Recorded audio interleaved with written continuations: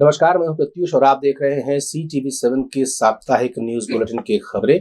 सबसे पहले हम बात करते हैं इस सप्ताह की सबसे बड़ी खबर की। तो इस सप्ताह की सबसे बड़ी खबर रही राष्ट्रीय शिक्षा नीति, जिसको 1 साल हो चुके हैं। 1 साल होने के बाद नरेंद्र मोदी ने सभी लोगों से चर्चा की है। समाज के सभी जुड़े हुए जो लोग थे, बुद्धिजीवी लोग थे और जो इस शिक्षक क्षेत्र से जुड़े हुए लोग हैं, सामाजिक कार्यकर्ता हैं, उन सभी से नरेंद्र मोदी प्रधानमंत्री भारत ने चर्चा की। नई राष्ट्रीय शिक्षा नीति को 1 साल पूरा होने पर सभी देशवासियों और विशेषकर सभी विद्यार्थियों को बहुत बहुत शुभकामनाएं। बीते 1 वर्ष में देश के आप सभी महानुभावों, शिक्षकों, प्रधानाचार्यों, नीतिकारों ने राष्ट्रीय शिक्षा नीति को धरातल पर उतारने में बहुत मेहनत की है। कोरोना के इस काल में भी लाखों नागरिकों से, शिक्षकों, राज्यों, ऑटोनोमस बॉडीज से सुझाव लेकर, टास्क फोर्स बनाकर नई शिक्षा नीति का चरणबद्ध तरीके से लागू किया जा रहा है। बीते 1 वर्ष में राष्ट्रीय शिक्षा नीति को आधार बनाकर अनेक बड़े फैसले लिए गए हैं। आज इसी कड़ी में मुझे बहुत सारी नई योजनाएं, नए इनिशिएटिव्स, इसकी शुरुआत करने का सौभाग्य मिला है। साथियों, ये महत्वपूर्ण अवसर ऐसे समय में आया है जब देश आजादी के 75 साल का अमृत महोत्सव मना रहा है। आज से कुछ ही दिन बाद 15 अगस्त को हम आजादी के 75वें साल में प्रवेश भी करने जा रहे हैं। एक तरह से नई राष्ट्रीय शिक्षा नीति का इम्प्लीमेंटेशन आजादी के अमृत महोत्सव का प्रमुख हिस्सा बन गया है। इतने बड़े महापर्व के बीच राष्ट्रीय शिक्षा नीति के तहत आज शुरू हुई योजनाएं नए भारत के निर्माण में बहुत बड़ी भूमिका निभाएगी। इधर पेगासस जासूसी मामले को लेकर के संसद में लगातार हंगामा होते जा रहा है। वहीं संसद के बाहर पत्रकार वार्ता लेकर के वायनाड के सांसद राहुल गांधी ने नरेंद्र मोदी को आड़े हाथों लिया है और भारतीय जनता पार्टी पर कई तरह के प्रहार किए। यहाँ पे आज हिंदुस्तान का पूरा ऑपोजिशन आज यहाँ खड़ा हुआ है। हर पार्टी के नेता हैं और हमें यहाँ आज क्यों आना पड़ा? क्योंकि जो हमारी आवाज है उसे पार्लियामेंट हाउस में दबाया जा रहा है। हमारा सिर्फ एक सवाल है, क्या हिंदुस्तान की सरकार ने पेगासस को खरीदा, हाँ या ना? क्या हिंदुस्तान की सरकार ने अपने लोगों पर पेगासस हथियार का इस्तेमाल किया, हाँ या ना? हम सिर्फ ये जानना चाहते हैं। हमें क्लियरली बताया गया है, सरकार ने बताया है कि पेगासस पे कोई भी बातचीत नहीं होगी हाउस में। मैं हिंदुस्तान के युवाओं से, जनता से पूछना चाहता हूं, आपके फोन के अंदर नरेंद्र मोदी जी ने एक हथियार डाला है, मेरे खिलाफ वो हथियार का प्रयोग किया गया, सुप्रीम कोर्ट के खिलाफ उस हथियार का प्रयोग किया गया। बाकी नेताओं के खिलाफ वो हथियार प्रयोग किया गया, प्रेस के लोगों के खिलाफ ये हथियार का प्रयोग किया गया, एक्टिविस्ट के खिलाफ इस हथियार का प्रयोग हुआ। तो सदन में बात क्यों नहीं होनी चाहिए? क्या कारण है कि सदन में बात नहीं हो रही है? इधर चंदूलाल चंद्राकर अस्पताल को लेकर के छत्तीसगढ़ विधानसभा का सत्र भी काफी हंगामेदार रहा है। कई तरह के आरोप राज्य सरकार पर लग रहे हैं। वहीं स्वास्थ्य मंत्री टीएस सिंहदेव ने पत्रकारों से चर्चा करते हुए कहा कि सरकार के इस कदम से बेहतर स्वास्थ्य सुविधाएं मुहैया हो सकेंगी और रोजगार के भी अवसर निर्मित होंगे। है कि यदि हाईकोर्ट चाहेंगे एमसीआई को अनुमति के लिए भेज दें, एमसीआई जैसे ही हमारे वर्तमान कॉलेज में सीट देती है हम ले लेंगे, वहाँ कोई विवाद की बात नहीं थी। बना बनाया मेडिकल कॉलेज अगर पब्लिक सेक्टर में आ रहा है तो ये बहुत बड़ी उपलब्धि है। एक मेडिकल कॉलेज को खड़ा करने में कम से कम 500-600 करोड़ रुपए की लागत और 5-6 साल का समय है, उससे ज़्यादा। आप देखें कि राजनांदगांव और अंबिकापुर के मेडिकल कॉलेज स्वीकृत हुए थे 2016 में, आज तक पूरे नहीं हुए हैं। तो सरकारी क्षेत्र में 11वें लोकसभा क्षेत्र में एक शासकीय मेडिकल कॉलेज खुले, ये सरकार का लक्ष्य है। 9 खुल चुके हैं, 2 लोकसभा क्षेत्र बचते हैं, दुर्ग और चांपा जांजगीर। दुर्ग के लिए क्योंकि वहां पर एक मेडिकल कॉलेज प्राइवेट सेक्टर में है जिसे अधिकृत किए जाने की संभावना थी, सारी बातों को ध्यान में रख के आज कुछ आपत्तियां वरिष्ठ भाजपा के विधायक रख रहे थे कि लेनदारी देनदारी में अंतर हो जाएगा। लेनदारी देनदारी में अधिग्रहण से क्या फर्क पड़ेगा? चाहे कोर्ट में मामला हो, चाहे थाने में मामला हो, अधिग्रहण से वो मामला कैसे समाप्त हो जाएगा? तो पता नहीं उसको कैसे जोड़ रहे थे। जिसके पास पैसे देने को नहीं है अधिग्रहण की स्थिति में, तो उनके पास कुछ पैसे जाएंगे। सरकार अगर 400-500 करोड़ के कॉलेज को 150-200 करोड़ के अंदर में खरीदती है तो ना केवल बना बनाया मेडिकल कॉलेज सरकार को मिलता है, पहले साल में ही 150 इंटर्न्स आपको मिल जाएंगे। हर साल 150 डॉक्टर्स आपको राज्य में मिलेंगे और ये जो उपलब्धि होगी ये बहुत बहुत लाभदायक होगी। बहुत कम समय में तत्काल आपको मिलेंगे। जो दूसरी बात आ रही थी कि वहाँ के कर्मचारियों का क्या होगा, तो ये सरकार का एक कैडर है जो चल रहा है पहले से। जो पब्लिक सेक्टर में थे उनको लेके उन कैडर के हम ऊपर रखेंगे, नीचे रखेंगे, कहाँ रखेंगे? इस कारण से ये निर्णय फिलहाल लिया गया है कि हम स्टाफ नहीं ले रहे। उनका जो योग्यता रखेंगे वो अप्लाई कर सकते हैं, उनको ना लिया जाए ऐसी कोई बात नहीं है कि उन पे लेने पे विचार नहीं किया जाएगा। लेकिन जिनकी योग्यता जिस पद के लिए नहीं होगी उस पद के लिए अगर वो मांगेंगे, और कौन से पद स्वीकार करेगी सरकार, कौन से पद सैंक्शन करेगी, इसकी जानकारी अभी ना उनको है ना हमको है। वो किस पद में काम कर रहे हैं, कौन से डिसिप्लिन में काम कर रहे हैं, सरकार कौन से डिसिप्लिन में अनुमति देगी पद की, और उनकी योग्यता क्या है, उस बेसिस पे उसको देखेंगे। विचार ये चल रहा है कि वहाँ भी जैसे बाकी मेडिकल कॉलेज में स्वायत्त शासी एक रजिस्ट्री करके संस्था को बनाया गया था, खूब इस मेडिकल कॉलेज को भी उसी तारतम्य में, उसी पद्धति पर उसका भी हम पंजीयन अलग से कराएंगे और एक अलग एंटिटी वो बनेगी, स्वशासी संस्था के रूप में वो काम करेगी।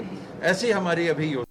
इधर खाद बीज की परेशानी को लेकर के छत्तीसगढ़ के विभिन्न हिस्सों से खबरें लगातार आती जा रही हैं कि खाद की कमी बनी हुई है। वहीं भारतीय जनता पार्टी के किसान प्रकोष्ठ ने भी इस बात को गंभीरता से लिया है और जगह जगह इसके लिए प्रदर्शन किया है। आरंग में भी भारतीय जनता पार्टी के कार्यकर्ताओं द्वारा खाद बीज की कमी को लेकर के प्रदर्शन किया गया है। वहीं उनका कहना है कि सरकार इस ओर ध्यान नहीं दे रही है, सरकार किसानों को उनके हाल पर ही छोड़ दी है और खाद की किल्लत को लेकर के सरकार ने अभी तक ऐसा कोई ठोस कदम नहीं उठाया जिसको लेकर के कहा जा सके कि किसानों के बारे में सरकार गंभीर है।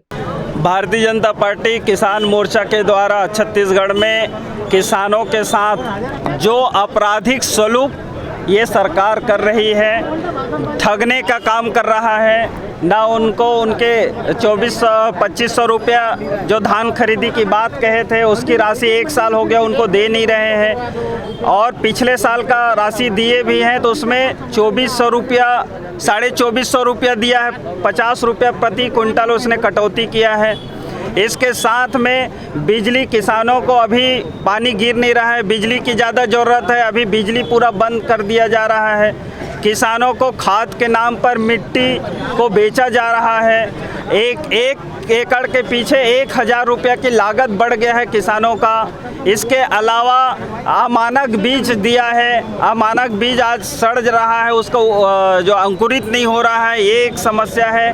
खाद उपलब्ध नहीं करा पा रहे हैं। आज खाद के अनुपलब्धता के कारण आज किसान जो है अपने बोना और ब्यासी ये सब कर नहीं पा रहे हैं। अभी किसानों इतने दिन हो गया वह पानी गिर नहीं रहा है। हमने निवेदन किया था सरकार से कि नहर से पानी छोड़े, डैम से, वो भी नहीं छोड़ा है। इसका कुल मिलाकर अगर देखें तो ये सरकार किसानों को उनके हालत पर छोड़ दिया है। आज किसान उनकी जो है फसल बर्बाद हो रही है और उसके कारण से ये जो है सरकार है उसको होश में लाने के लिए धरना प्रदर्शन किया जा रहा है। छत्तीसगढ़ अंचल से वायरल हो चुके सहदेव ने छत्तीसगढ़ के मुख्यमंत्री भूपेश बघेल से चर्चा की है। भूपेश बघेल ने उससे अपनी शुभकामनाएं दी है। हम आपको बता दें कि बहुत जल्द सहदेव नाम का ये बालक अपने बचपन के गीत नामक गीत की वजह से ही काफी वायरल हुआ है। लोग इसे काफी पसंद कर रहे हैं।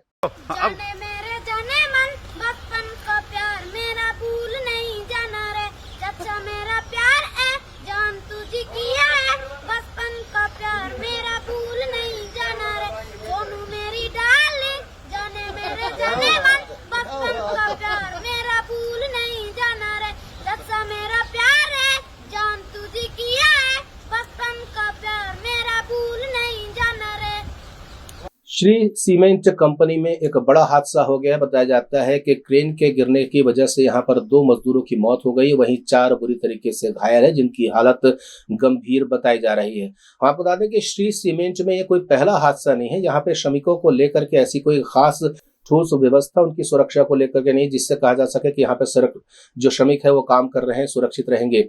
आपको बता दें कि इससे पहले भी कई ऐसे हादसे हुए जिसमें श्रमिकों ने प्रबंधन पर सुरक्षा को लेकर के गंभीर आरोप लगाए हैं। वहीं इस मामले को लेकर के CTV7 की टीम ने SP से चर्चा की, तो उनका कहना था इस पूरे मामले को दर्ज कर लिया गया है और इस पर बहुत जल्द कार्यवाही की जाएगी। कल रात को श्री सीमेंट इंडस्ट्रीज में एक हादसा हुआ है।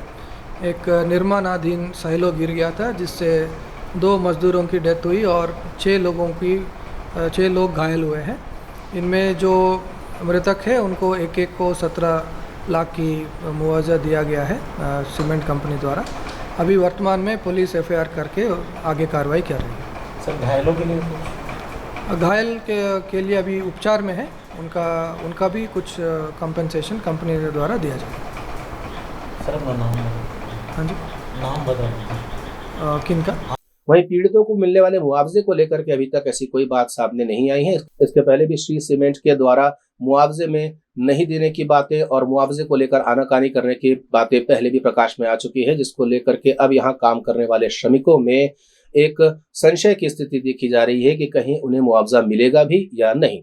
दिवंगत पंचायत शिक्षकों की पत्नियों ने अभी धरना मोर्चा खोला हुआ है बूढ़ा तालाब में। उनका कहना है कि विगत 2.5 साल से वो सरकार से अनुकंपा नियुक्ति की मांग कर रहे हैं, लेकिन सरकार के कान में जू तक नहीं रेंगी। उनका कहना है कि जो सरकार है वो इस मामले को लेकर के बहुत धीरे काम कर रही है। अनुकंपा नियुक्ति नहीं होने की वजह से उनके परिवार के सामने रोजी रोटी की समस्या खड़ी हो गई। मांगे अनुकंपा नियुक्ति।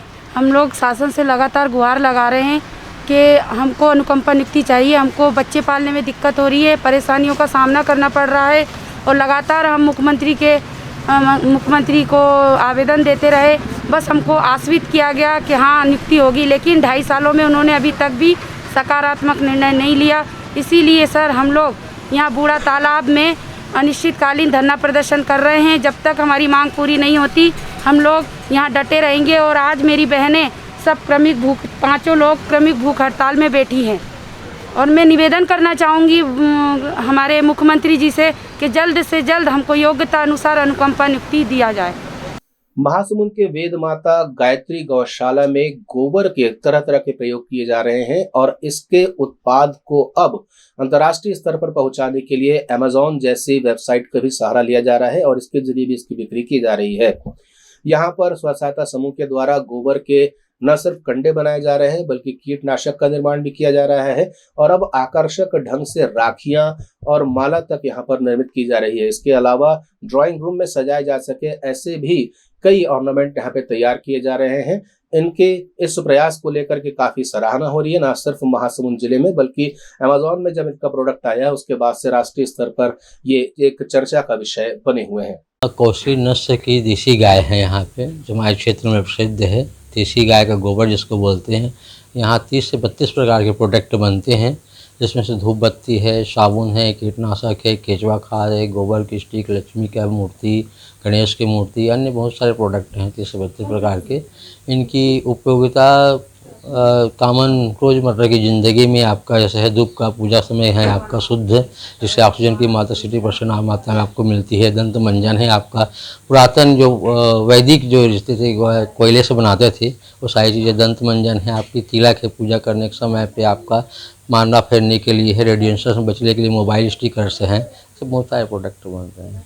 इधर दिव्यांगन समाज अपनी जिला इकाई के चुनाव को आयोजित करने जा रहा है। आगामी 1 तारीख को उसका चुनाव संपन्न होगा, जिसको लेकर के दिव्यांगन समाज में काफी हर्ष देखा जा रहा है। राजधानी रायपुर के दिव्यांगन समाज के भवन में समाज के चुनाव के लिए नामांकन की प्रक्रिया पूरी हुई। हम आपको बता दें कि अभी मौजूदा अध्यक्ष ईश्वर लाल दिव्यांगन हैं, जिनके कार्यकाल की समाप्ति के बाद अब ये नया चुनाव होना था। यहाँ पर चुनाव के लिए 7 सदस्यीय कमेटी का गठन किया गया है, जो कि चुनाव का आयोजन कराएगी। आज हमारे जिला दिव्यांगन समाज का जो चुनाव निर्धारित किया गया है, उसके हम लोग सब चुनाव समिति के सदस्य 7 सदस्य कमेटी का गठन किया गया था, जिसमें आज नामांकन की प्रक्रिया को हम लोग बड़ी शांतिपूर्ण और कोरोना की इस महामारी में कोरोना का नियम का पालन करते हुए हमने नामांकन की प्रक्रिया को आज संपन्न किए। हमारे दिव्यांगन समाज में विगत कई वर्षों से यह 3 साल का चुनाव होते आया है, आज वही परिदृश्य है। हम आपको बता दें कि दिव्यांगन समाज का चुनाव आने वाली 1 तारीख को प्रस्तावित किया गया है। वहीं विनोद दिव्यांगन, जो कि केसला के निवासी हैं, इनकी पकड़ समाज में काफी मजबूत बताई जा रही है और लोगों का ये भी मानना है कि इस बार विनोद दिव्यांगन ही दिव्यांगन समाज के अध्यक्ष के रूप में निर्वाचित होकर आएंगे। वहीं CTV7 से चर्चा करते हुए विनोद दिव्यांगन का कहना था कि वो निश्चल भाव से समाज सेवा की ओर ध्यान देते हैं। वे जीत या हार पर विश्वास नहीं करते, लेकिन अगर समाज उन्हें मौका देगा तो निश्चित रूप से वो दिव्यांगन समाज के लिए कार्य करेंगे। विनोद कुमार दिव्यांगन, रायपुर जिला दिव्यांगन समाज अध्यक्ष पद के लिए नामांकन भरा हूँ और मैं समाज हित के लिए लगातार तत्पर रहूँगा, समाज विकास के लिए ही कार्य करूँगा। CTV7। तो ये तो थी CTV7 के सप्ताह की खबरें। अगले सप्ताह भर की बड़ी खबरों के साथ आपके सामने मैं फिर हाजिर होऊंगा। तब तक मुझे यानी प्रत्युष शर्मा को दी अनुमति। नमस्कार।